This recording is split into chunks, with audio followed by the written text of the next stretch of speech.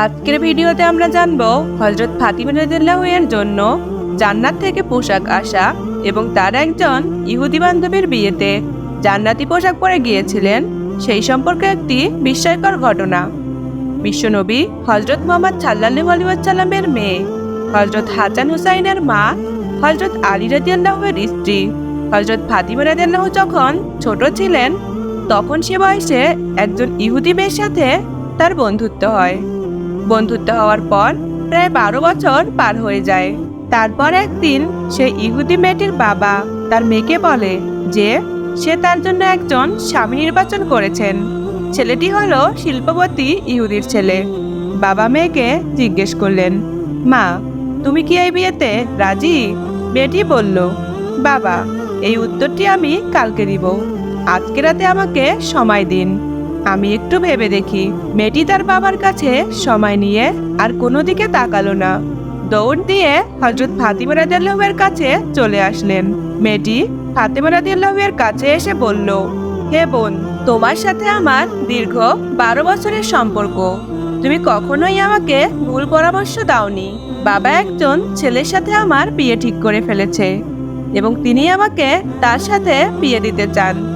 এখন তুমি আমাকে বলো যে আমি এই বিয়েতে রাজি হব কিনা।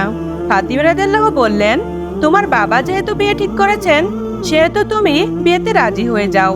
তখন মেয়েটি ফাতিমা রাদিয়াল্লাহুকে বলল যে, হে বোন, আমি একটি শর্তে এই বিয়েতে রাজি হতে পারি। যদি তুমি আমার বিয়েতে যাও, তুমি জানো আমি তোমাকে কতটা ভালোবাসি। তখন ফাতিমা রাদিয়াল্লাহু বলল, বোন, তোমরা ইহুদি এবং আমরা মুসলমান, আর তুমি জানো ইহুদিরা মুসলমানদের খুব একটা সহ্য করতে পারে না, সুতরাং এটা কখনোই সম্ভব না। আমি যদি তোমার বিয়েতে উপস্থিত থাকি তাহলে মুসলিমরা আমার বাবাকে নিয়ে ঠাট্টা করবে এবং লজ্জিত করবে। এছাড়াও ইহুদি সম্প্রদায়ের মধ্যেও তুমি প্রশ্নের সম্মুখীন হবে। এছাড়া তোমাকে নিয়ে তোমার বন্ধুরা হাসি ঠাট্টা করবে। তাই আমি তোমার বিয়েতে উপস্থিত থাকতে চাচ্ছি না। তখন সে ইহুদি মেয়েটি বলল, হে ফাতিমা, তুমি যদি আমার বিয়েতে না যাও তাহলে আজকে আমি কথা দিলাম কিয়ামত হয়ে গেলেও পৃথিবীর কোনো ছেলেকে আমি বিয়ে করব না।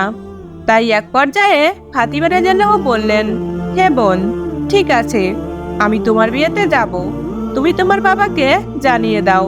তখন মেয়েটি দৌড়ে এসে বাবাকে ডাক দিয়ে বলল, বাবা, আমি এ বিয়েতে রাজি, তবে একটা শর্ত আছে। শর্তটা হলো আমার বিয়েতে মুহাম্মাদের মেয়ে ফাতিমা আমার সাথে থাকবে। তখন তার বাবা বলল, মুহাম্মাদের মেয়ে যদি আমাদের বাড়িতে আসে তাহলে সেটি আমার স্ট্যাটাসের সাথে মিলবে না, কারণ সে হচ্ছে গরিব এবং তার বাবাও গরিব। তারা ঠিকমতো দুবেলা খেতে পায় না, পরনে সুন্দর জামা কাপড় নেই, তাহলে আমার বাড়িতে কি করে আসবে? তোমার বিয়েতে যারা আসবে তারা সবাই শিল্পপতির ছেলে মেয়ে, তাই সেখানে মুহাম্মাদের মেয়ে ফাতিমাকে দাওয়াত করা যায় না। তখন মেয়েটি বলল, ফাতিমাকে যদি আমার বিয়েতে আসতে বাধা দেন তাহলে আপনি জীবনে আমার বিয়ে দিতে পারবেন না। এক পর্যায়ে তার বাবা নিরুপায় হয়ে তার কথায় রাজি হলো। সে বলল, আমি তোমায় অনুমতি দিতে পারি, তবে একটা শর্ত আছে। শর্তটা হলো সেই মুহাম্মাদের মেয়ে আমাদের বাড়িতে যদি আসতে চায় তাহলে অবশ্যই নতুন জামা কাপড় পরে আসতে হবে।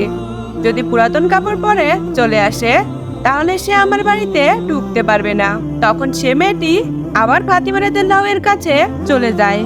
সেখানে গিয়ে তাকে কেঁদে কেঁদে বলে, ফাতিমা, তুমি আমার বিয়েতে যাও, আমার বাবা চান না। আমার বাবা একটি শর্তে রাজি হয়েছেন। শর্তটি হলো, তুমি যদি আমার বিয়েতে যাও তবে অবশ্যই নতুন জামা পরে যেতে হবে। হে বোন, এখন বলো তুমি আমার বিয়েতে যাবে কিনা? কথা শুনে ফাতিমা রাদিয়াল্লাহু কেঁদে কেঁদে বললেন, হে বোন, আমার জীবনে অনেক দিন কেটে গেছে, আমি ভালো জামা কাপড় চোখে দেখিনি। সপ্তাহের পর সপ্তাহ চলে যায়, যার ঘরে চুলায় আগুন ধরে না সেখানে নতুন জামা কি করে পাবো বলো? তখন সে মেয়েটি ফাতিমা রাদিয়াল্লাহু এর পা জড়িয়ে ধরে বলল, তুমি যদি একবার নিজের জবান দিয়ে বলো আমি নতুন জামা কাপড় পরে যাব, তাহলে আমার বিশ্বাস যে অবশ্যই তোমার সৃষ্টিকর্তা, তোমার আল্লাহ তোমার জামা কাপড়ের ব্যবস্থা করে দিবেন, কারণ আমি তোমাকে জানি তোমার সাথে তোমার রবের অনেক ভালো সম্পর্ক। ফাতিমা রাদিয়াল্লাহু এক পর্যায়ে আবেগী হয়ে বললেন, ইনশাল্লাহ আমি তোমার বিয়েতে যাব এবং পৃথিবীর সবচাইতে দামি জামা পরে যাব, ইনশাল্লাহ। তখন সেই মেয়েটি তার বাবার কাছে গিয়ে বলে, বাবা, ফাতিমা আমার বিয়েতে আসবে এবং সবচেয়ে দামি কাপড় পরে আসবে। তারপর বিবাহের দিন তারিখ ঠিক হয়ে গেল। তখন ফাতিমা রাদিয়াল্লাহু চিন্তা করলেন, বিবাহের দিন তারিখ কাছাকাছি চলে আসছে। আমি ওয়াদা করেছি আমি নতুন কাপড় পরে যাব, কিন্তু আমার কাছে তো নতুন জামা কাপড় নেই। এসব কথা চিন্তা করতে করতে ফাতিমা রাদিয়াল্লাহু জায়নামাজ বিছিয়ে নামাজে দাঁড়িয়ে গেলেন। নামাজের সিজদার মধ্যে তিনি চোখের পানি ছেড়ে দিয়ে বলতে লাগলেন, হে মাবুদ, এই দুনিয়াতে আমার কারোর সাথে বন্ধুত্ব ভালোবাসা হয়নি। হে মাবুদ, অনেকদিন হয়ে গেল তোমার সাথে গোপনে গোপনে সম্পর্ক করেছি। এ সম্পর্কের খবর পৃথিবীর কোনো মানুষ জানে না। মাসের পর মাস চলে গেল, ঘরে খাবার পাচ্ছি না এবং রাতের বেলা খাবার না খেয়ে ঘুমিয়ে পড়ি। হে আল্লাহ, তোমার কাছে কোনোদিনও জামা কাপড় চাইনি। আজকে আমি তোমার কাছে একটি নতুন কাপড়ের আবদার করলাম। হে আল্লাহ, তুমি কি আমাকে একটা নতুন কাপড় দান করবে? কিন্তু সেটি আমার দৈবিক ও জৈবিক চাহিদা পূরণের জন্য নয়। আমাকে এমন একটা নতুন কাপড় দান করো যেটি পরে আমি আমার বান্ধবীর বিয়েতে যেতে পারি এবং উক্ত বিয়ে বাড়িতে যত মেয়েরা আছে তারা সকলে যেন আমার কাপড়ের দিকে তাকিয়ে কালিমা পড়ে মুসলমান হয়ে যায়। এভাবেই চোখের পানি ছেড়ে দিয়ে ফাতিমা রাদিয়াল্লাহু কান্নাকাটি করছেন। নামাজ শেষ করে যখন তিনি সালাম ফেরালেন, এমন সময় ঘরের কোণে তাকিয়ে তিনি কাপড়ের 2টি প্যাকেট দেখতে পেলেন। তখন তিনি কাপড় দুটি নিয়ে ছুটে পিতা হযরত মুহাম্মদ সাল্লাল্লাহু আলাইহি ওয়াসাল্লামের কাছে চলে গেলেন।